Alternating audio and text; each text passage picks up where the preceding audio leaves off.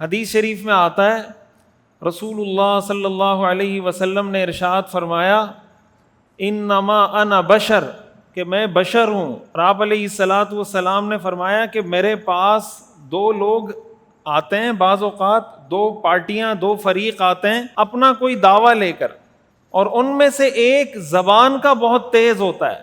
وَلَعَلَّ أَحَدَكُمْ يَكُونُ أَلْحَنَ بِحُجَّتِهِ مِنْ بَعْضٍ، ایک ان میں سے زبان کا اتنا تیز ہوتا ہے کہ اپنی گفتگو سے اپنے اس دعوے کو ثابت کر دیتا ہے، اور میں اس کے حق میں فیصلہ دے دیتا ہوں حالانکہ وہ ناحق ہوتا ہے.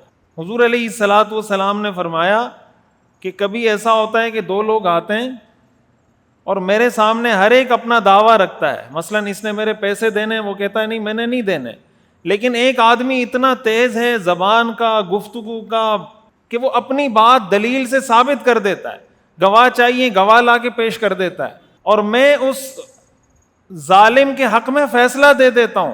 آپ علیہ الصلاۃ والسلام نے فرمایا اگر میں نے کسی کے حق میں ایسا فیصلہ دیا تو اس کو یہ پتا ہونا چاہیے انما اقطع له قطعة من النار، میں نے اس کے لیے جہنم کا فیصلہ کیا ہے. یعنی میرے فیصلے سے بھی یہ پیسے اس کے لیے حلال نہیں ہوں گے.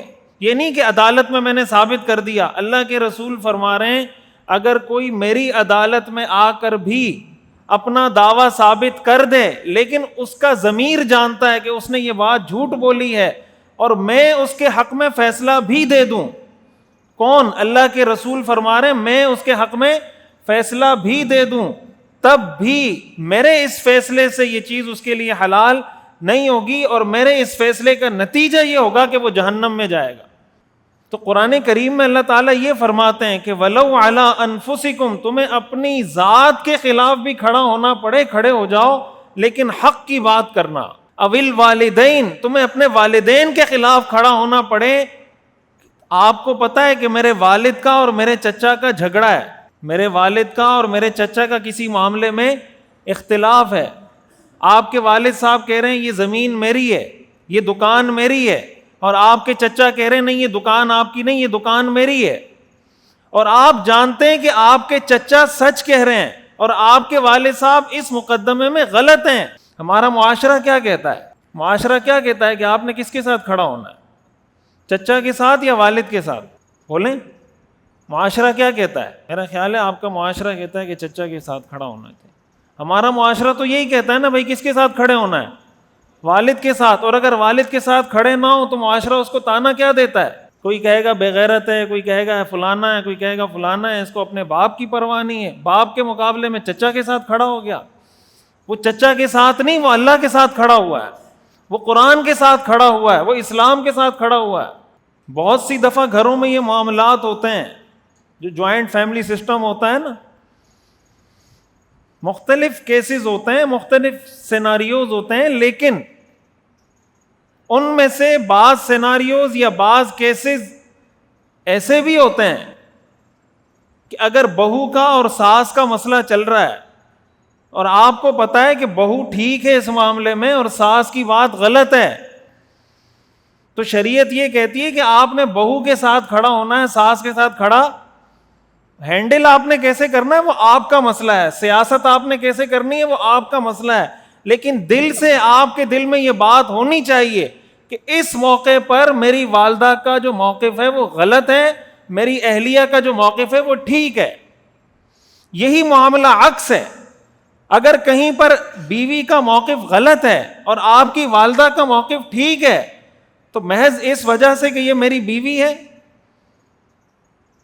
آپ اس کا ساتھ دے رہے ہیں صرف اس لیے کہ میری بیوی ہے، اور آپ کو پتا ہے کہ میری بیوی کا جو رویہ ہے یا میری بیوی کا جو طرز عمل ہے یہ ٹھیک نہیں ہے اور غلطی بیوی کی ہے، میری اماں کی نہیں ہے، تو شریعت یہ کہتی ہے کہ آپ ایسے موقع پہ اپنی اماں کے ساتھ کھڑے ہوں. اب ہمارے ہاں دو ایکسٹریم ہیں، یا تو کھڑا ہوگا ٹوٹلی ابا اماں کے ساتھ یا ٹوٹلی کھڑا ہوگا بیوی کے ساتھ. قرآن یہ کہتا ہے کہ سچائی اور انصاف کے ساتھ گواہی دینے والے بنو وَلَوْ عَلَىٰ أَنفُسِكُمْ، اگرچہ تمہیں اپنے خلاف کھڑا ہونا پڑے، اَوِ الْوَالِدَيْنِ، تمہیں اپنے والدین کے خلاف کھڑا ہونا پڑے. یہ میں کوئی فلسفے نہیں سنا رہا، یہ میں قرآن کی آیات سنا رہا ہوں، قرآن کی آیات کا ترجمہ سنا رہا ہوں۔ وَلَوْ عَلَىٰ أَنفُسِكُمْ، تمہیں اپنی ذات کے خلاف کھڑا ہونا پڑے، اوِل والدین، یا کس کے خلاف کھڑا ہونا پڑے؟ والدین کے خلاف کھڑا ہونا پڑے۔ اللہ تعالیٰ فرماتے ہیں إِن يَكُنْ غَنِيًّا أَوْ فَقِيرًا فَاللَّهُ أَوْلَىٰ بِهِمَا، اگر کوئی مالی معاملہ ہے اور آپ اپنے والد صاحب کے ساتھ اس لیے کھڑے ہو رہے ہیں کہ اگر میں اپنے چچا کے ساتھ کھڑا ہو گیا تو یہ دکان تو چچا کے پاس چلی جائے گی، یہ پیسہ تو چچا کے پاس چلا جائے گا، تو میرے ابا کے پاس تو کچھ نہیں بچے گا۔ تو اللہ تعالیٰ فرماتے ہیں کہ تجھے اپنے ابا کی زیادہ پرواہ ہے یا مجھے تیرے ابا کی زیادہ پرواہ ہے؟ تیرا ابا بعد میں ہے، میرا بندہ پہلے ہے۔ اگر تجھے اپنے والد کی اتنی فکر ہے، مجھے اپنے بندے کی تجھ سے زیادہ فکر ہے۔ إِن يَكُنْ غَنِيًّا، اگر وہ مالدار ہے، او فقیرن، یا وہ فقیر ہے، فَاللَّهُ أَوْلَىٰ بِهِمَا، اللہ اس کے زیادہ قریب ہے۔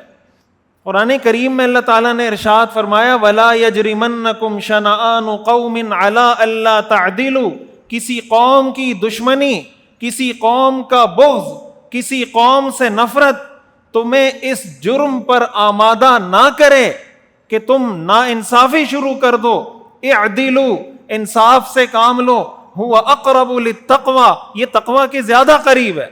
دشمن اگر ہے نا، دشمن کافر کے ساتھ بھی ناانصافی کرنا جائز نہیں، مشرک کے ساتھ بھی ناانصافی کرنا جائز نہیں ہے۔ تو جب کافر کے ساتھ ناانصافی جائز نہیں ہے، مشرک کے ساتھ جائز نہیں ہے، تو مسلمان کے ساتھ ناانصافی کیسے جائز ہو جائے گی؟ ناانصافی تو کافر کیا، جانور کے ساتھ جائز نہیں۔ جانور کے ساتھ جائز ہے ناانصافی؟ جانور پہ ظلم کرنا جائز ہے شریعت میں؟ تو جانور کے حقوق زیادہ ہیں اسلام میں یا انسانوں کے حقوق زیادہ ہیں؟ اگر آپ جانور پہ ظلم کریں، ساری دنیا کھڑی ہو جائے گی نا، یار یہ جانور پہ ظلم کر رہا ہے، کھڑی ہو جائے گی نہیں کھڑی ہوگی؟ اور اگر انسانوں پہ ظلم کریں تو کوئی ٹینشن نہیں ہے، وہ ظلم کا کوئی بھی طریقہ ہو، وہ کسی کی زمین دبانا ہو، وہ کرپشن کرنا ہو، وہ رشوت لینا ہو، وہ کسی کی جائیداد دبانا ہو، بہن کی میراث پہ قبضہ کرنا ہو، یتیم بھتیجے کا حق دبانا ہو، کوئی بھی طریقہ ہو، یہ سب ظلم کی ڈیفینیشن میں آتا ہے۔ اللہ تعالیٰ یہ فرماتے ہیں کہ کسی کافر پہ بھی ظلم کی اجازت نہیں ہے، کسی جانور پر بھی ظلم کی اجازت نہیں ہے۔